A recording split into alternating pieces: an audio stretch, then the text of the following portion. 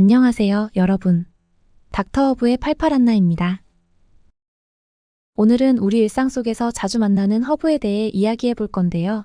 식용 허브와 약용 허브의 차이점, 그리고 한약재가 허브로 포함될 수 있는지에 대해 알아보겠습니다. 흥미롭죠? 그럼 바로 시작해 볼게요. 먼저 식용 허브에 대해 알아보겠습니다. 식용 허브는 요리에 풍미를 더하고 음식의 맛을 향상시키기 위해 사용됩니다. 대표적인 예로는 바질, 로즈마리, 타임, 파슬리 등이 있습니다. 이 허브들은 주로 신선하거나 건조된 상태로 사용되며 샐러드, 파스타, 수프 등 다양한 요리에 활용됩니다. 식용 허브의 주요 특징은 다음과 같습니다. 요리에 특별한 맛과 향을 더해줍니다. 비타민과 미네랄이 풍부하여 건강에도 좋습니다. 사용하기 쉽고 집에서 키우기도 용이합니다. 다음으로 약용 허브에 대해 이야기해 볼게요. 약용 허브는 치료 목적이나 건강 증진을 위해 사용됩니다. 예로는 민트, 캐모마일, 에키나시아 등이 있습니다. 이런 허브들은 차로 마시거나 추출물로 만들어 섭취하는 등 다양한 방식으로 사용됩니다.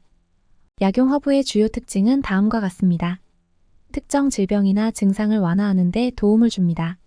오랜 기간 동안 전통의학에서 사용되어 왔습니다.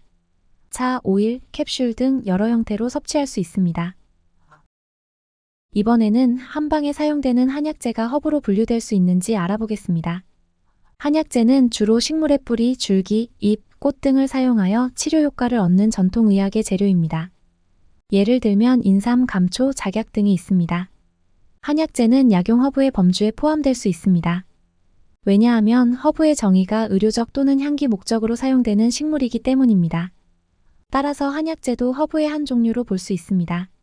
다만 한약재는 주로 아시아의 전통의학에 뿌리를 두고 있다는 점에서 서양의 약용 허브와는 차이가 있습니다. 그럼 이제 면역력을 증강시키는데 도움을 줄 수 있는 허브 5가지를 소개해 드리려고 해요. 이 허브들은 자연스럽게 우리 몸의 방어체계를 강화해주는 효능이 있습니다. 하나씩 알아볼까요?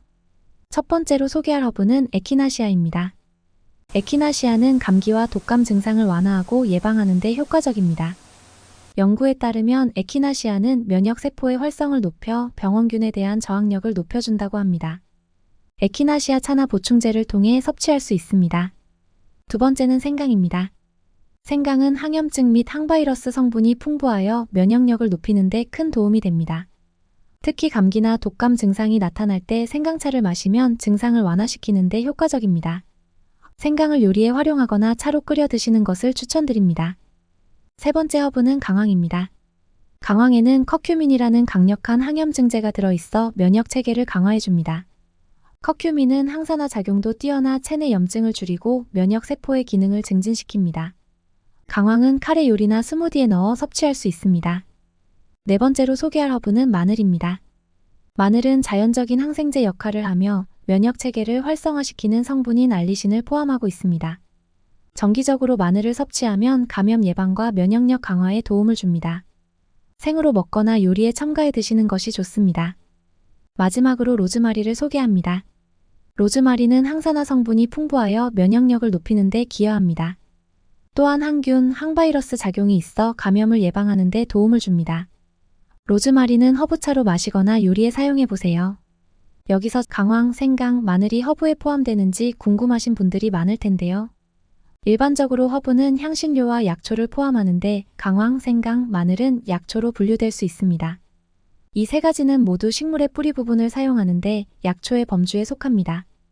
따라서 넓은 의미에서 허브의 일종으로 볼 수 있습니다. 자, 이렇게 오늘은 식용 허브와 약용 허브의 차이점, 한약재가 허브로 포함될 수 있는지, 그리고 면역력 증강에 도움이 되는 허브는 어떤 것이 있는지 허브 5가지에 대해 알아보았습니다. 이 허브들을 일상 식단에 포함시켜 자연스럽게 면역력을 높여보세요. 여러분의 건강한 생활을 응원합니다. 다음에 더 흥미로운 주제로 돌아올게요. 구독과 좋아요 잊지 마세요. 닥터허브의 팔팔한나였습니다. 감사합니다.